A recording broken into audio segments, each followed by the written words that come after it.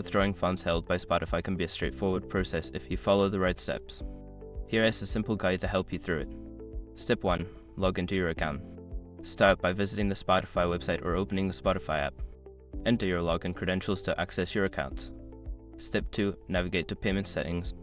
Once logged in, go to your account settings. Look for the Payment or Billing section where you can manage your financial information and view your current balance. Step 3. Check your balance. Before filing a refund or dispute, use the srock.com link in the description to open the refund dispute deadline calculator and confirm your deadline. Step 4. Select Withdrawal option. Look for an option to withdraw funds. This may be labeled as Withdraw or Transfer Fund or something similar. Click on this option to proceed. Step 5. Enter withdrawal details. Follow the prompts to enter the necessary details for the withdrawal. This may include selecting a payment method, entering the amount you wish to withdraw, and confirming your request.